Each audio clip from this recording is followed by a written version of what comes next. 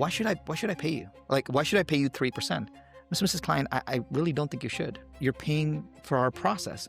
This episode of the Playmakers Podcast with Sharran Srivatsaa is a rare masterclass in winning more listings. Whoever has better content is going to do better. So here's what makes content viral. We go over the do's and don'ts at listing appointments. Here's my 13-point marketing plan. No one wants your 13-point marketing plan because someone else can come in with a 72-point marketing. I always recommend agents to have the price adjustment conversation before you ever need the price adjustment, because that conversation becomes really messy to have. We get real on how agents should focus their marketing. The bottom 99% of agents believe that the best leads are yet to be found. The top 1% of agents believe that the best leads are already in their database. He shares scripts and frameworks that you can download in the show notes. What you say is, sorry to bother you, I'm not looking for your listing at all. And we get into Sharran's top tactics that drive new deals. My favorite strategy right now to generate leads for anyone is what I call a list swap. Grab your notebooks. This is one you'll want to listen to over and over again. The Playmakers Podcast begins in 3, 2. Welcome to the Playmakers Podcast, where we go inside the minds and moves of those shaping the future of real estate, with your host, Andrew Flachner. Welcome back to the Playmakers Podcast. I'm your host, Andrew Flachner, and today I'm joined by Sharran Srivatsaa. Sharran, thanks for being here. Awesome. Thanks for having me. Sharran is one of these rare operators and executives who opens up his entire playbook step by step to help entrepreneurs grow their business, scale, and operate with more clarity. He's the president and managing partner of acquisition.com, or ACQ for short. We're here at ACQ headquarters. At ACQ, Sharran and his business partners, Alex and Leila Hormozi, invest in companies and help entrepreneurs of all types scale their businesses. Recently, Sharran worked with the ACQ team to launch the book entitled $100 Million Money Models, which instantly became the fastest-selling nonfiction book of all time, grossing over $100 million in 72 hours. Before ACQ, Sharran scaled multiple real estate brokerages to the tune of billions of dollars in sales volume. He's a 4-time Inc. 500 entrepreneur, a former Goldman Sachs banker, and of course, he was made famous by his early investment in RealScout. If you're listening right now, whether you're an agent, a team, a brokerage executive, or an entrepreneur in any industry, I have a feeling you're going to walk away after this conversation with something that you can add to your business this week to generate more revenue and make smarter decisions. So let's dive in. I think that you are the king of frameworks and process. So talk to me about what that means for you, and also what's like a process that you have in your business or your life that maybe would surprise some people. I think a lot of people don't realize that good process and good process alone drives good results. And the reason is that if you take anything in life, you have 3 big pieces to the puzzle. You have some kind of goal, and to get that some kind of goal, you need some kind of plan. And that some kind of plan needs to be driven by some kind of behavior. So if you tie all of those together, that is a process. It's if something that is repeatable that you can do over and over again. And I think as soon as you know that something is a process, something is a recipe, that's when it wins. And I'll tell you the story where this all kind of came together for me. My mom used to make these amazing chocolate chip cookies. And every single one of her friends, our family, all wanted my mom's recipe, but she would never give it. And she would say, hey, I'll give you the recipe, but I've got the secret ingredient. And that secret ingredient is what made my mom's cookies. And to this day, I don't know what that secret ingredient is. But if you think about it, there is a sequence of steps that generates that cookie that has been legendary in the Srivatsaa family. And I realized that if she can repeat that over and over again, she can create that delight. Why is that not available to the rest of us? And if she can do that with some cookies, that recipe can be made for growing a real estate business. That recipe can be made for selling more stuff. That recipe can be made for building a brand. And understanding and believing that dramatically reduces your stress. And so that has been the big switch for me is, hey, I want to go figure out what the framework, what the process is for someone, because then once I get the process, I can then figure out how to put my spin onto it. Right. And is there one process that you think about or leverage every week? Yeah. So the single most important process that I leverage every single week in my life is called the review preview. So every single Friday, I spend the time reviewing the past week and then previewing 2 weeks ahead. So I'll give you the exact kind of playbook for this. I believe that every single entrepreneur should do a review preview. I look at my calendar for the past week on a Friday, and I look at every single appointment that I had. and I ask myself, is there any follow-up from this? And if there is, I just write it down. So I just go through every single appointment. And then I look forward 2 weeks, because you need 2 weeks to kind of prep. And I say, do I need to prep for that? Hey, I got a trip coming up to Las Vegas. Do I need to prep for that? I got a meeting with Andrew. Do I need to prep for that? Then I put that down as a to-do. So now I have a very clear understanding of what follow-up I need to do and what prep I need to do. And that becomes my to-do list for the next week. And if you do that every single week, you never drop, nothing falls through the cracks, and you show up to every meeting prepared. And how you prepare shows just how much you care. And so that, if anyone can install, this is free. If anyone can install the review preview in their lives, they just win super big. Review preview every Friday. Every Friday. Yeah. Awesome. So you've had success after success with Teles and Real and acquisition.com. What is the through line of the how you can be so successful and have these outsized results in so many different arenas? People won't believe it because they think it doesn't work. And I will tell you this, and Alex talks about this often, which is volume negates luck. I was born in an average family, in average surroundings, with me personally, with average intelligence. And you just realize that what is the one thing that you can do to make it all better? And that is reps. And people don't realize that more reps actually makes you win, because no one can beat more reps. I'll give you a crazy example. I am a night owl. I don't know, I do better at night. And there was one time when I got really sick, and my doctor told me, he said, hey, when we do tests for you and they're in the morning, you seem to have better data. Why don't you wake up earlier? And I'm like, I'm a night owl. I don't want to wake up early. He's like, just shift your day up a little bit. Mm-hmm. So instead of going from 7 a.m. to 11 p.m., go 5 a.m. to 9 p.m. So I kind of shifted my day up. And so I started waking up at 5 a.m. And I knew that I would not be able to wake up at 5 a.m. So I texted 3 of my best friends, and I was like, hey, the doctor told me to wake up at 5 a.m. Can you help me? Can you be my accountability partners in this? And they said, sure. Well, what do you want us to do? I said, well, I'm going to do this call at 5 a.m. I'm going to call you at 5 in the morning tomorrow. I don't need you to say anything. I just need you to get on this conference call, and I will probably make some joke or be funny or what have you, and then you can get off, and that'll get me up. And they said, fine. So I have this conference call number. They dial in. And the first day I hear a ding, ding, ding. So 3 people came on the call, my 3 friends. And I said whatever I said on that call, and I was up at 5 a.m. The next day, I get back on the call, and I hear ding, ding, ding, ding, ding. So I was like, there's 5 people on the call? That's weird. Is there a ghost on this call? But I kept going. And the next day, I heard ding, ding, ding, ding, ding, ding, ding. I had multiple people on the call. And I realized that they were giving out that number to other people. And that is how the 5 a.m. club was born, where that started 14 years ago. And from a reps perspective, I've been up at 5 a.m. doing this call for 14 years in a row, and almost every single morning at 5 a.m. How many dings now? And we have thousands of people on the call now. And it's crazy because I let the dings stay live. And you can hear, if you ever come on the call, it's free. It's 5 minutes at 5 a.m. Pacific time, and you will hear every ding. And the key part of that is I have more reps than anyone else doing that thing. The thing that I want to share is that may be my reps, but most people don't realize that what can be your reps. Right. I don't think people can put in reps in the things that they're not good at. So you have to find something that you're good at that you can put a lot of reps into it. I call that unreasonable endurance. Mm-hmm. You have to have, what can you have unreasonable endurance in? I can just put in a lot of work from working hours perspective. And if I can just put in a lot of reps, I win.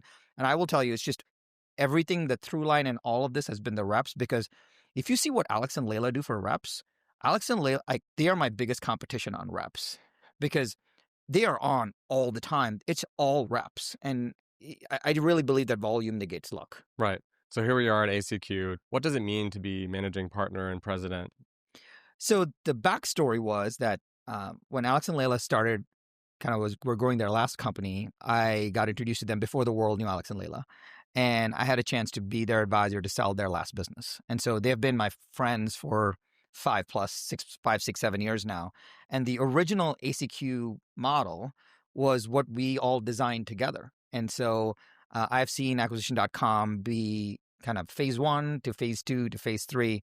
And our mission right now is to bring business education, real business education, to everyone in the world. And that's what we do with our books, with our content, with our programs, with our workshops that you get to see in this building, Everything that we do is centered around business owners to give them real-world business education from all our personal experience. And how does that vantage point help sharpen your advice to real estate agents? So what people don't realize is that most of our companies are service-based. It is, you have some product, but somebody is actually waking up in the morning, selling something, and then delivering that thing in some way. Mm-hmm. And I believe that almost all businesses that are being built in America is somebody's waking up in the morning, selling something, and turning around and delivering that, right? And there's only three things to that puzzle. Number one, you need some kind of marketing, and that marketing is to generate some appointments. Number two, you need to sell something, which is you sell something to generate a contract. And the third thing, you need to deliver something, and you deliver it to get paid. And if you take a real estate agent's business, there are only three parts of the puzzle. You do marketing to, get an appointment. You sell, which is you get in the living room and you actually sell something. You get a contract, and then you deliver so you can get paid. Almost every single business has those three parts. And we use that as a diagnostic. You overlay that diagnostic on most businesses and you say, all right, do we have a marketing problem? Do we have a sales problem? Or do we have a delivery problem?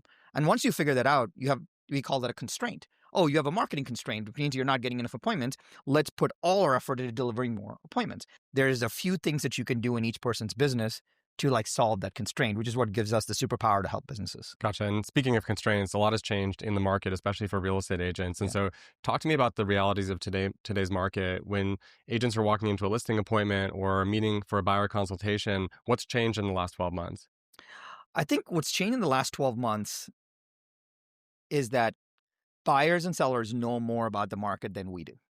And we think that us as real estate agents or real estate professionals know more about the market, but we don't.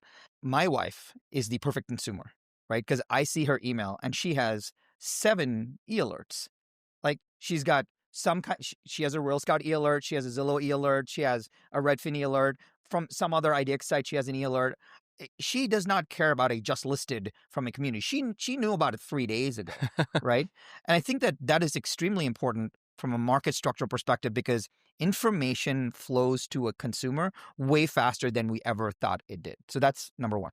The second is all of these lawsuits that have happened in the real estate industry have shown a very strange light on what an agent does or does not do. And so I really don't think the average consumer knows what an agent does or does not do, which is why what an agent communicates to a client in their messaging is so important. If you show up and say just sold, they think you didn't do anything. They think it just the house sold itself.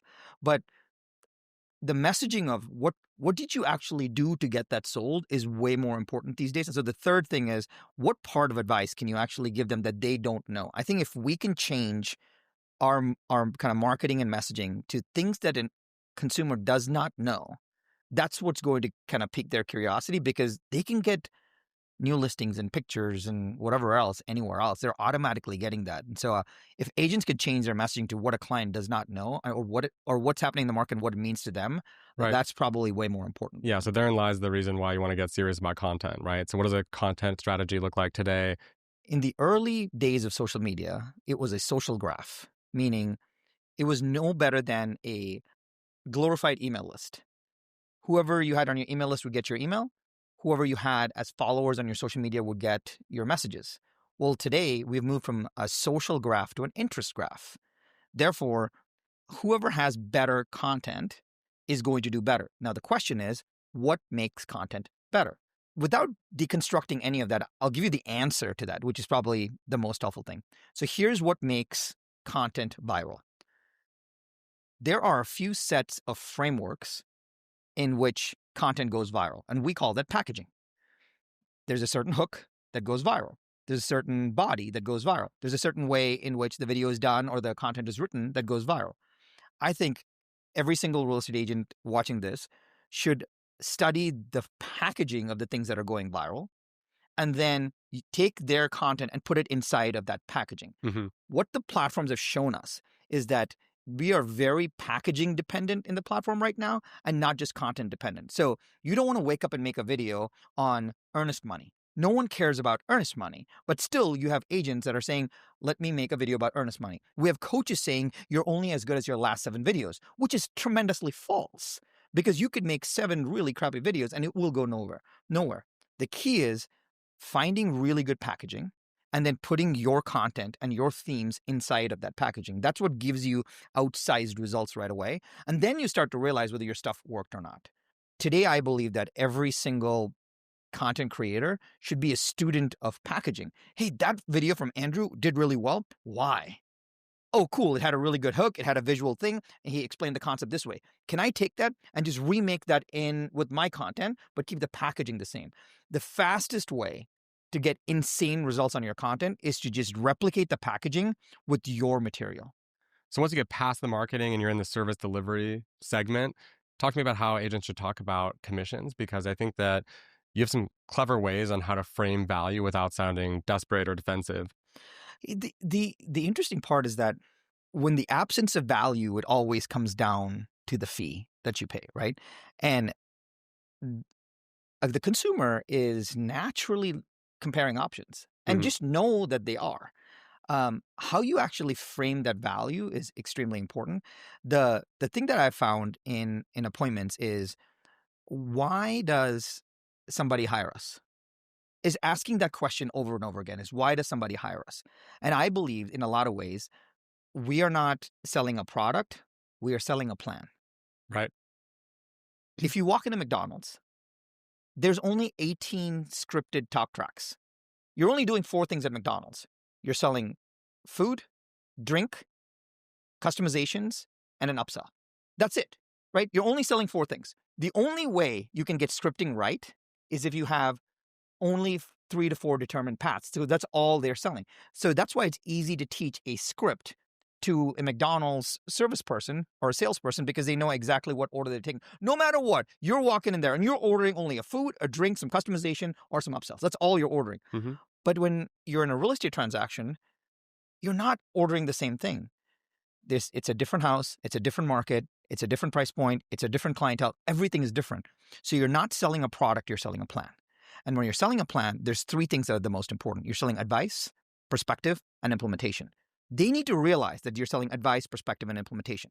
When you're selling advice, what is advice? Advice is, how do you get sequentially from point A to point B? Hey, you're here today. Here's my advice on doing these 13 steps to get to point B. What is perspective? While you're doing those 13 steps, here's where the things can break. And therefore, let me dramatically reduce the risk of how those things can break. And then implementation. By the way, I'm going to do all of it for you. If you don't show the advice, the perspective, and the implementation, you don't sell the plan, then you can't command the fee. So what a lot of agents do right now is they'll say, well, here's my 13-point marketing plan. No one wants your 13-point marketing plan, because someone else can come in with a 72-point marketing plan, right? So the plan that you want is to really show the advice, perspective, and the implementation, because what you're doing in every part of it is you're reducing their stress. When you say, here's a plan, you reduce their stress, they'll pay you more. When you say, here, I can help you look around corners and save you risk, they'll pay you more. When you say, I'm going to do all of this for you, they end up paying you more, because you're saying there's so much effort that is needed to do this thing, and I'm going to take all the effort off your plate. That's when it really becomes important. I'll give you like a crazy example. I've been working on my pilot's license. I've shared with you. And there's a saying when you're flying, which is called pilot in command, PIC. A pilot is always in command. So I think the client in the situation in the real estate world is the pilot. It's pilots in command. And the real estate agent is the air traffic controller, right? The air traffic controller is going to see all the other planes, all the other homes coming on market, where you should land, when you should start, do all of that. The real estate agent is literally sitting there and figuring out how to bring all of these resources together and coordinate that entire process, which is why most people don't know what a real estate agent does in a lot of ways. They're like, well, it's my house. Yes, you're pilot in command. You can choose to do whatever you want. You can choose to land the plane however you want. But I will tell you which runway. I will tell you at what time. I will tell you when to take off. I will tell you how much fuel you need. I will tell you at what altitude. I will tell you what your altimeter needs to say. And I think that is why a real estate agent is going to be very, very hard to disrupt and displace. Because the day we can replace an air traffic controller is the day we can replace a real estate agent. The real estate agent sits in the middle of coordinating so many resources, right? And all those resources are people. But the problem is the client doesn't know that. And it's our job to kind of explain that. So I always say, hey, you're not selling a product, you're selling a plan.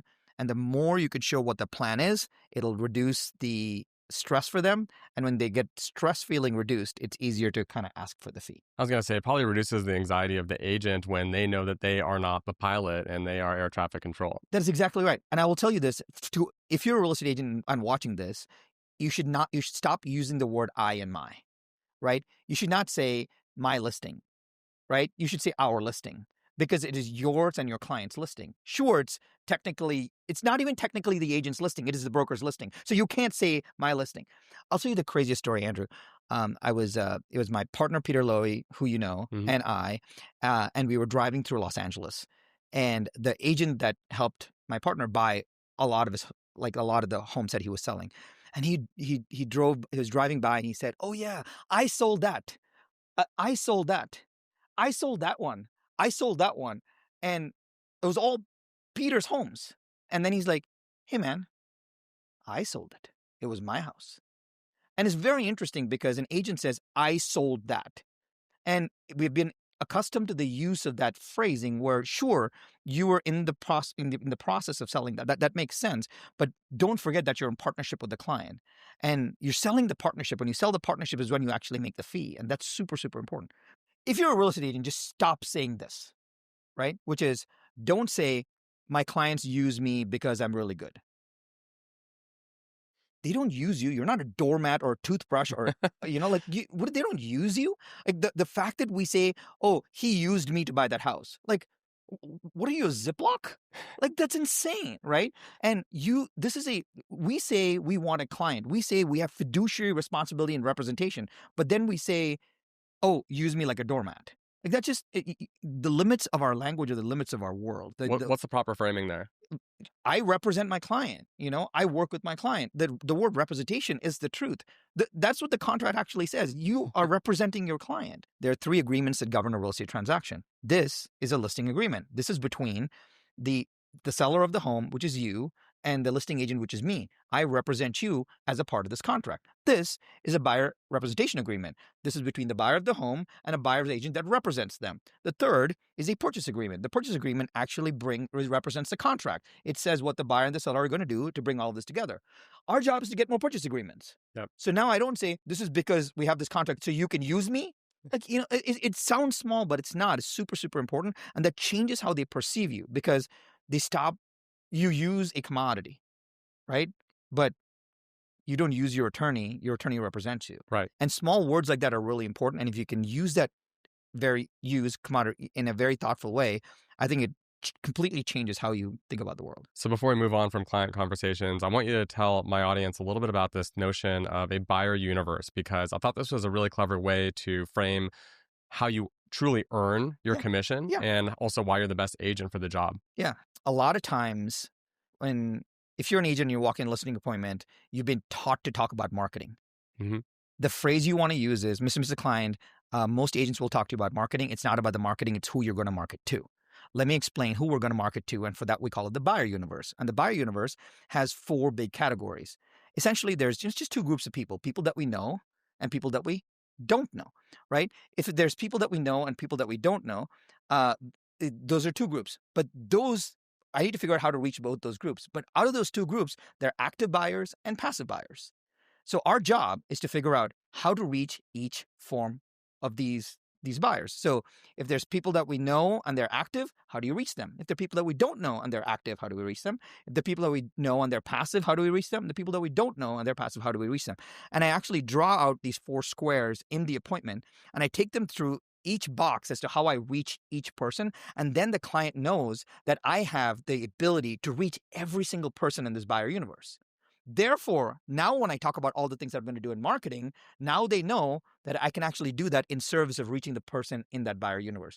That single thing, when you do it, allows the client to know that you can reach every buyer. I call it the outlier buyer. How do you find the outlier buyer? You do it by actually mapping the buyer universe. So I just saw last week, Zillow put out some data showing that 1 out of every 4 active listings has had a price reduction.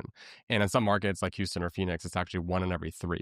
So this is happening in select markets. It's happening more often. And I wanted you to talk about the 10-10-0 rule. Yeah. The single most important conversation that no agent wants to have with their client is to reduce the price. I always recommend agents to have the price adjustment conversation before you ever need the price adjustment, because that conversation becomes really messy to have. The recommendation that I have is to have what we call the 10-10-0 rule conversation with clients. You say, and by the way, you can change this based on your market. You say, Mr. and Mrs. Client, we utilize the 10-10-0 rule when we're actually bringing a property to market. In the first 10 days, if you have no showings, or in the first 10 showings, if you have no offers, then it's probably time to think about a price adjustment. And the client then is like, oh, okay, that makes sense. You reframe when you're going to ask for the price adjustment, not just the fact that it's been 90 days, right? So again, it is in the first 10 days, if you have no showings, or in the first 10 showings, if you have no offers, then we should think about a price adjustment. There's something very crucial there, because let's just say the home is roughly worth $1 million and the client says they want to list it for $1.8 million. Then you can say, Mr. and Mrs. Client, I'm happy to list the home for $1.8 million. I want to explain the 10-10-0 rule. In the first 10 days, if we have no showings, or in the first 10 showings, if we have no offers, we should make an adjustment. I'm going to tell you that with a $1.8 million price, if we go out to market, in the first 10 days, we probably won't get any more showings. Are you looking to test the $1.8 million price? Now, you get their feeling on whether they want to test that price or not. And they say, no, yeah, we actually want to test it. It would break my heart if I didn't even put that number out there. I just want to know that, if the market reacts negatively, no problem, I'll reduce it. Then you say, Mr. and Mrs. Client, maybe there's a different way of doing this, right? Maybe for the first 10 days while we're getting the home ready for market, I will try to market it in my private network to test the price. And in our world, we call it, how do we cheat the market? We go to our current active buyer pool and we actually show them that this home is coming to market while we're prepping the home for sale. It gives us a way to recalibrate this pricing. Now you show the client that they can still get the value of that pricing, but instead of actually putting it out there and affecting what that would look like from a days on market or adjustment of price perspective. The client doesn't know. The client doesn't know how days on market affects whether a listing is shown on the portals. The client doesn't know how other agents and buyers see a listing as shop worn or not. A client doesn't know that sales price to list price ratio and the number of adjustments that I had dramatically affects your the ability to negotiate. They just don't know. And so explaining the 10-10-0 up front is really good, because when that 10-10-0 happens, you can go back and say, hey, Andrew, remember we talked about our 10-10-0 framework? Let me actually explain this to you again. In the first 10 days, we actually got 3 showings, so you're okay there. But in the first 10 showings, we got no offers. And based on our 10-10-0 formula, we should probably think about a recalibration strategy. Can we talk through that? Now that makes for a much better way to have that conversation. The reason most agents struggle is that they think that a client has a price in mind, and if they don't hit that price, they're going to lose the listing. They're going to lose the listing. And there's a reason for that. And the reason is the average seller takes their pricing as a personal identity problem. So they're like, man, I put this home on the market for $1.3 million. I am personally worth $1.3 million. It's a reflection of their personal net worth in a lot of ways. And so when you adjust the price down, you almost are affecting their integrity with themselves. So our job is to disassociate list price and sales price. And how do you do that? You do it exactly. The best way to do that is to say, Mr. and Mrs. Client, if it were me, how do you think the market would react if we listed the home for $1? So I'm just immediately breaking their feeling away from that. And you can say, well, we would get a lot of interest and a lot of offers, right? Great. Well, how do you think the market would react if we came into the market at $10 million? Yeah, disassociated. Completely disassociated, because then they're like, oh, okay, this has got nothing to do with my value. And then I always tell clients, it is almost, I've never gone through a transaction where the list price and the sales price ever match up. The sales price is what we care about, yes? That's what you're actually taking away. We use this list price as a marketing tool. And let me tell you what it is, because the list price is just an invitation. I always tell them, if you're a real estate agent, learn these words. Mr. and Mrs. Client, the list price is just an invitation. And if you invite them at $10 million, you're going to get fewer people. If you invite them at $1, you're going to get a lot of people. I just need to calibrate the right pricing for us so that we can get a much better sales price outcome. And once they see that, once you can disassociate sales price and list price, then you remove all the safety issues that they have with kind of the personal integrity of the pricing itself. On this topic, I saw some webinars you did with Andrew Undum, and they were phenomenal. If anyone wants like a crash course, 90-minute deep dive into pricing strategies and listing appointments, I highly recommend you check it out. But I found that this framework you had, the show flow demo, was insanely powerful. Talk about that. Whenever agents walk into a living room or to a buyer consult, they talk about the things that they are going to do. And which is, Mr. and Mrs. Client, when you list with me, I will do these 12 things. Mr. and Mrs. Client, when clients work with us, we do these 6 things. What that is called a promise. Hey, when you do this, when you list with me, I promise to do that. But no one wants to hire us on our promise. They want to hire us on proof, because the proof is what helps them feel safe that they're making the right decision. So I call it proof of a promise. And a lot of people will say, well, what is proof? Like, how do you show evidence that you are actually good? And I came up with this framework called show, flow, demo. You show them something. You show the things that you have done. So if you say, we're going to build a marketing plan. When we start working together, we're going to build a marketing plan to bring your home to market. And this is what we do in the first 10 days. For example, here's what we did for Andrew. And then you show them the plan. And when you show them something, they're like, wow, okay, I see what this would look like. So that's called a show. The second thing is a flow. Whenever you're describing a sequence of things, don't say, well, this happens, then this happens, then this happens. If you show them a flow chart of how it actually happens, now you have mechanical expertise that you know what the next step is that they don't. Mm-hmm. So you're showing them a flow chart of what happens. But my favorite is the demo. You've been in the technology world, you know this. You get on an investor presentation, the deck is irrelevant. The demo is everything. And my favorite demo is by explaining to a client, not telling them what you're going to do, but showing them what you're going to do. And I'll give you 2 examples of an amazing demo. The first one is one of my friends had started to put these QR codes on signs. And so he would say, Mr. Client, have you seen signs with QR codes on them? He's like, yeah. Well, the average agent has a QR code on a sign that when you click it, it automatically calls them, which makes sense. But let me tell you what our QR code does. When you actually scan the QR code, you go to a landing page. And on that landing page, we automatically pixel you. And that pixeling, it then triggers an AI chatbot, which asks you questions about the home. And if the chatbot can't answer the question, it automatically notifies one of our agents on duty so you can actually have the conversation. And then, since we've already pixeled you, it starts remarketing you with things about the home. By the way, here is one of our listings. Do you have your phone right now? Why don't you scan that?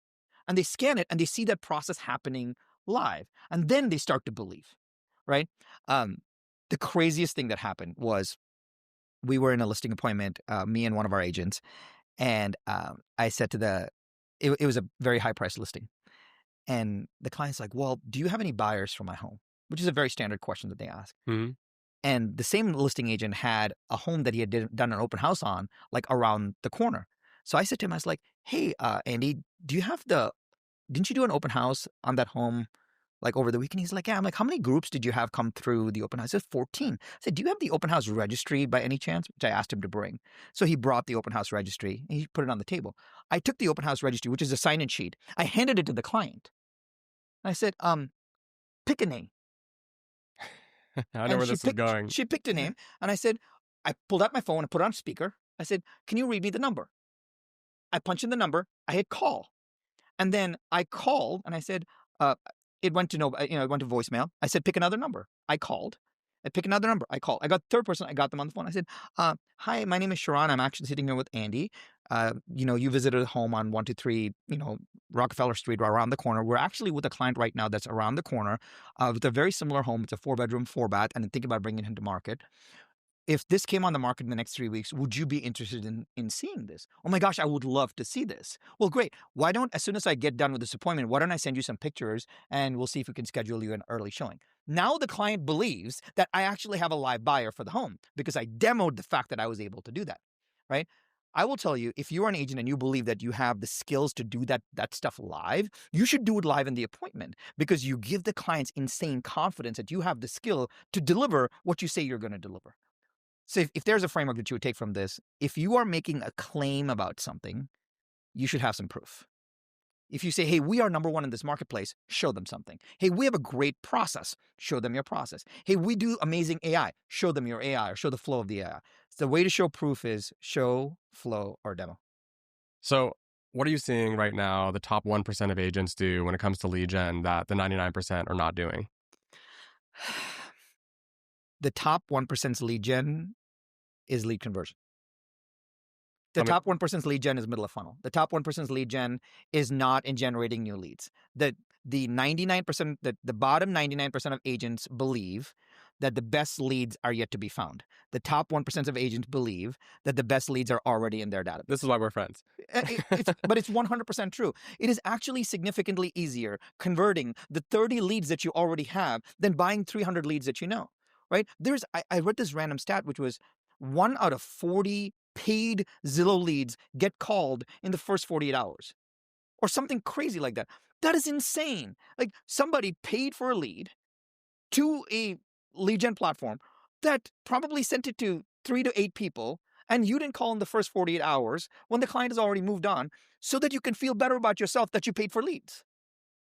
It's insane. However, so if you're not in the top 1% where you're call and you have a database to call, what do you actually do? My favorite strategy right now to generate leads for anyone is what I call a list swap. And I believe that every single real estate agent has a small database. It could be 100 to a couple thousand people. That's like the average real estate agent database is around 2,000 prospects. My recommendation would be to find a partner where you can cross-pollinate your lists. So I always give this example, which I seen done in Laguna Beach. A real estate agent and a pool contractor swapped their lists. So a real estate agent essentially wrote an email saying to everybody in her database, and she said, I want to introduce you to Jimmy, the best pool contractor in Laguna Beach. This is because every time my clients want to put in a pool or have a pool in their home, they talk to Jimmy, and when they do that, I get to come in and see how much the value of the home has actually increased. So if you have a pool, Jimmy should probably look at the integrity of the pool. If you don't have a pool and you're thinking about a pool and the process of how all of this works and how it could increase the value of your home, Jimmy said that he would be happy to do a consult just for my clients, which he generally charges for. Here's a link to Jimmy's consult calendar. Just tell him that Sharran sent you. And so I send an email sending all the lead traffic to Jimmy. Mm-hmm. Jimmy sends an email and says to all his pool clients and saying, hey, I want to introduce you to the best real estate agent in Laguna Beach, Sharran. Every time my clients want to put in a pool at their house, the first thing that I do is I call Sharran because we do a pre-valuation, and then I give him the idea of the pool, and then we do a post-valuation to see the delta that it actually added to the pool overall. If you already have a pool and you want to see what your home is worth and how it could be marketed in the near future, because you probably have not done one, Sharran said he would do it for you. Or if you're ever thinking about a pool in the future, this may be a good idea for you. Click here and Sharran will do it for you. Now, it is a perfect email to a perfect database that what I call an endorsed introduction. If you do one of those every quarter, you're getting just a personal introduction, highly validated, highly specific, without you having to sell your services. And opt-in. You get the perfect opt-in, which is the person read your stuff and said, okay, cool, it's endorsed. So you have this warm introduction. The second is you're going to get this opt-in, you're going to email them. Well, you get perfect email readers.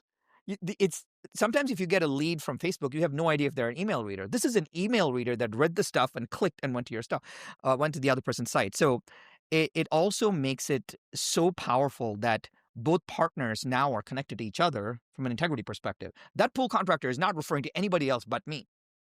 And every time that pool contractor now gets a job, he's always saying, hey, wait a minute, before we do something, Sharran needs to do a valuation here. So I always get more valuations. And so if you have a small database, and the fastest way to grow your database with endorsed leads and endorsed introductions is to do a list swap. I'm sure it works all types of trades: HVAC, landscaping, contractors. It also works with general transaction services like mortgage, title to put your trust in a home in a living trust, home warranty. It works with almost anything where if anybody is trying to reach a homeowner post-sale, the job of a real estate agent is to have as many homeowner contacts in their database as possible. You should know if you have a farm and there's 500 homes in your farm, you should have all 500 people in your database. And if you don't, it should be your mission to go figure out how to get every single of the 500 people in your database. If you get those 500 people, it is unreasonable to assume that you don't get called on the appointment. Okay, so once you have all these people in your database, how do you figure out who is a 5-star prospect? The 5-star prospect is the best way to sort your database to make money from it. And how this works is most people label their database ABC or hot, medium, cold. But if I look at my database and I have a medium, well, what does that mean? Should I call them? Is it a 6-month lead? If I call them and they have an investment property? Like, what is it? So you have no idea whether they're an ABC or hot, medium, cold. And so this 5-star prospect is a really great framework. And I believe that every single agent should structure their database using a 5-star prospect method. So they're 1-star if they're willing to engage in a dialogue with you. They're 2 stars if they're friendly and collaborative. They're 3 stars if they know what they want. They're 4 stars if they know when they want it. And they're 5 stars if they want you to help them. Now, the key part in all of this is, why does this matter? So if I've labeled 10 people as a 1-star, and I'm like, all right, they're willing to engage in a dialogue, meaning they went back and forth one time on a conversation, or you saw them at an open house one time. They're willing to engage in a dialogue. They're only a 1-star, right? Well, how do you get all the 1-stars to be friendly and collaborative? You send them an email saying, hey, are you still interested in buying a home in Laguna Beach? Now, if they respond, now you're in a dialogue with them. So now you're like, okay, cool. They're being friendly and collaborative. They're actually talking to me about this. Well, if you have 2 stars, if they're friendly and collaborative, now you need to figure out you do know what they want. So you can go to all your 2 stars and you can send them a property says, hey, I have a client who's bringing their home to market that is a 3-bedroom, 3-bath at Bluebird Canyon in Laguna Beach. Is this something that you're interested in? ? Send. If they respond, they're like, no, that's not what I'm interested in. Oh, well, what are you interested in? Now I know what they want. So now I have a way to get people from each star to move forward. So if I'm ever stuck, what should I do? I should go to all my 4 stars, right? Because I know I know when they want it. Now I know that's a timing-based thing. The fastest way to print money is to know all your 4-star prospects and constantly work them. And that's what people don't realize is because you don't have a database that is wired to get you money, you don't have a lot of money. You just need to structure your database in such a way that is wired to get you money. And so anytime you put somebody in your database, you ask the question, are they willing to engage in a dialogue? Are they friendly and collaborative? Do I know what they want? Great. Now they're 3-star. I just label them as 3-star. And my job is to make all the 3 stars 4 stars, make all the 4 stars 5 stars. And when I know that, the database gets structured beautifully. And the craziest part about this, Andrew, is that now you have the ability to sell your database. Now you have the ability to sell your business because your database is an asset. Just because you have RealScout or just because you have some other CRM system, you can't sell it. But if you organize it well and you can show that you can generate money from it, that's when you can actually sell your database. I've never met anyone with so many frameworks. Yeah. It's really helpful. Well, let's think about that, right? If you don't have a framework to do something, right, then you're going to flying blind. Flying blind. Yeah. And the craziest part, the number one reason why someone doesn't do something is because they don't know how to do it. The number one reason why an agent doesn't make calls is because they don't know what to say.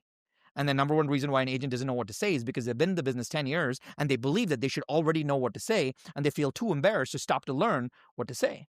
And if you just learned what to say, you would just do better. Do you have a systematic approach for addressing problem solving in general? Like, for instance, if you could walk us through how you would tackle a specific challenge, like your pipeline is shrinking in size 40% quarter over quarter.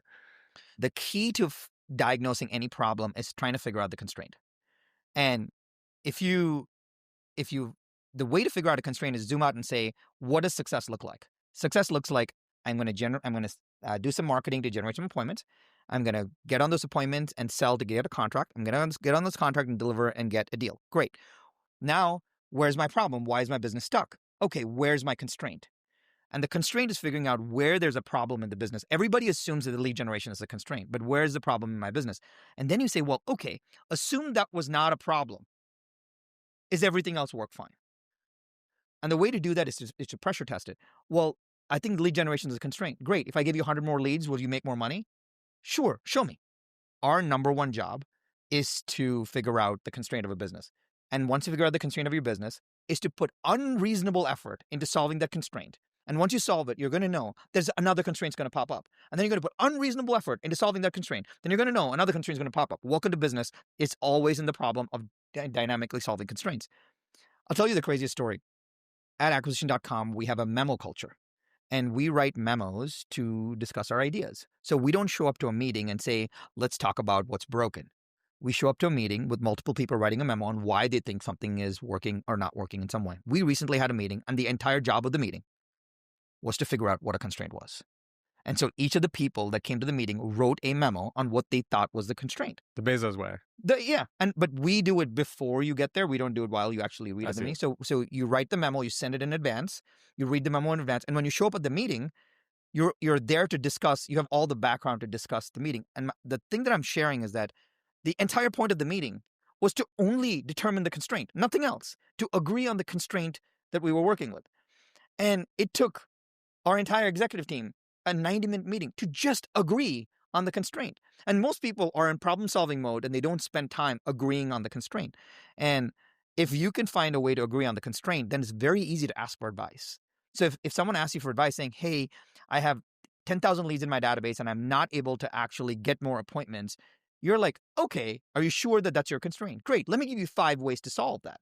But sometimes the reason why most people don't take good advice well is because they come up, they ask a question, they're given some advice, they go implement that advice, and that does not move the needle at all. That doesn't mean the advice is bad. That means your constraint identification was wrong. Oh, I want to try something totally different and do rapid fire objection handling. Yeah, sure. Okay. I think we touched on this one earlier, but pricing. A seller wants the price high. If this was in the first 5 minutes of the appointment, I would handle it completely differently. If this in the last 5 minutes, I'd handle it differently. And then you may say, well, as a default, how would you answer this? So I'll tell you as a default how I would answer this. So let's say the home is $1 million, and you say, well, I want to list it for 1.3. And what I would say is, how do you mean? What am I trying to do? I'm trying to get you to explain to me why you want to do that. Right. And so that also means, and I say, well, then you may say something like, well, I just don't want to leave any money on the table. That's generally what happens. I'll say, Andrew, we use 3 pricing strategies to actually get us the most ultimate and most optimal selling price. Is it okay if I walk you through those? Say, the first one is what we call aspirational pricing. And aspirational pricing is where we list the home a little bit above the current market conditions. And the number one reason we do that is if the home is extremely unique or it has celebrity factor. Have you been in the movies or anything? So now what am I doing? I'm breaking the celebrity factor out. Right. And then I say, well, now I just have to determine whether the home is unique or not. I'm never telling you that your pricing is off. If every other home was just the same and we're a track home, selling it at 1.3 doesn't actually make sense, right? Right. So what I'm trying to do here is what you want to respond with is you want to get the information out, and then you want to respond with a framework so that it's not like you are saying no to this. So I probably say, how do you mean in an appointment? One, it's bad grammar. How do you mean is not even English because it pattern interrupts them. And it allows them to respond and tell me why they're thinking that way. So I actually give them some analysis around or a framework to think differently. So maybe your next question will help. Discovery, show flow, demo. Correct. Exactly right. All right. For sale by owner, on your first call to a FSBO, they ask, are you just trying to get my listing? This is amazing. By the way, this is an amazing question. What you say is, sorry to bother you. I'm not looking for your listing at all. The only reason I'm calling is because I promised my client that I would call every single home that was even listed on the market, even for sale by owners, to see if they would still consider selling, because the last 6 homes we made offers on, they missed out on this opportunity. I know you listed your home at 1.3 million. If you got something in that range, would you still be open to an offer? And that gets the conversation going, the relationship started. Right. But what you want to say is I don't want your listing. Now, you may say, well, Sharran, you're lying. No, I'm not lying. If you are calling a FSBO just to get a listing, that is a really bad way to get a FSBO listing. What you want to do is you want to have a legit buyer to call so that you can be truthful and honest. And then you can do all the other things around it. But if they say, what does a FSBO want? They want a buyer. If you can't call with a buyer, you shouldn't call a FSBO. Sure. Right? So the number one reason why this breaks, the number one reason most people have bad scripts on this is because the FSBO wants a buyer, you want the listing. You're fundamentally in disagreement on what you both want. Right? So if the FSBO wants a buyer, call with the buyer. And then you can back into getting the listing. So I'm not saying you should be circuitous in how you get it, but I'm saying you should call and give them what they want and then sell them what they need. All right, buyer agency objection. I don't need a buyer's agent. I'm going to work directly with the listing agent. Yeah, so this is perfect. So you can say, have you ever bought a home before? Mm-hmm. Yeah. So did you happen to work with a buyer agent at that time? Mm-hmm. Okay. Was there a reason why you did that? I thought that's what I was supposed to do. Oh, okay. Gotcha. Every single real estate transaction is governed by 3 agreements. This is a listing agreement. This is the seller signed an agreement with a listing agent. It is a job of the listing agent to represent the seller. And that's what they do. This is the buyer agency agreement. It is a job of me, your buyer agent, to represent you in this transaction. Would you like the listing agent representing you as well. What I did was I made it about the contract. Right? You want to get it off you and why your services are good, why your process is good. You wanted to make it about the framework and the contract and how the process works and representation. The things that are important here are not about why I am good. The things that are important are why the system works that way and how I can represent you in the system. And a buyer or a seller thinks they pay you. You want to take it away from that. Right. You want them to pay for the process. Like, I'll give you a really interesting example. The number one question a lot of agent clients will ask is, well, why should I pay you? Like, why should I pay you 3%? Mrs. Client, I really don't think you should. Like, well, what do you mean?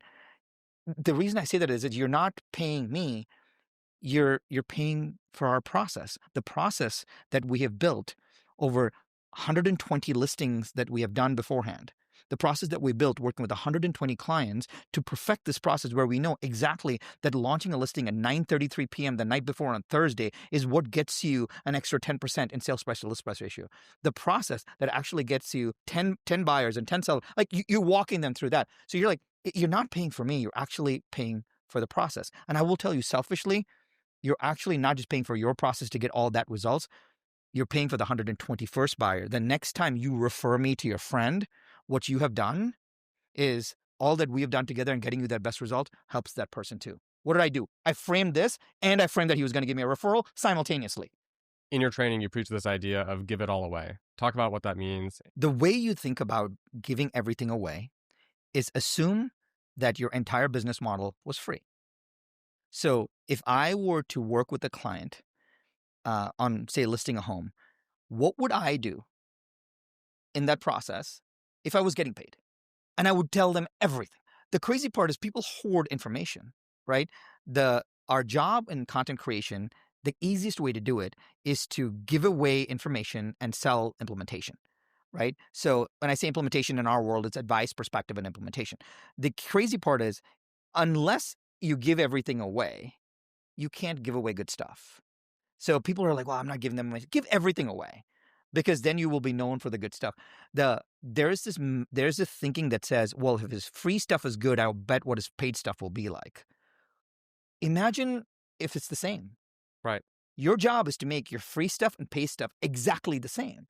When you do that, that is when you've hit true product market fit. So think about the last transaction that you did, anonymize that transaction, and literally give all the advice, all the perspective away, because it now allows the client to audit working with you without having to pay for you. All right, lightning round. What's one belief about real estate or business that you believe that most people disagree with you on? That real estate is a transactional business and you have past clients. You don't have past clients in the business. You only have private clients. Those clients are the entire core of your business because they've already experienced working with you, and they can be your best clients because your best clients come from your best clients. A book or article that you reread annually? The founder of Wired magazine wrote this piece on the 1,000 true fans. He talked about how you only need 1,000 people to love you, to adore you, to obsess with you, to give you all their love, all their care, all their passion, all their money, and you can build an insane business and an insane life just by taking care of just 1,000 people. Most underrated lead source of 2025? Hyperlocal Instagram. A time you changed your mind about something in the last year?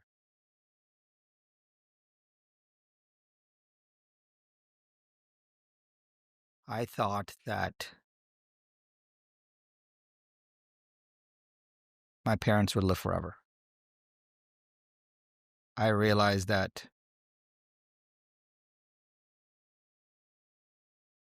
as my children are getting older, how much that impacts my parents too. And that I was pouring all my love into my children and I didn't do that to my parents. As a new father, I can feel that. Having kids reminds you that your parents won't be here forever. Oh. A question I ask all my guests.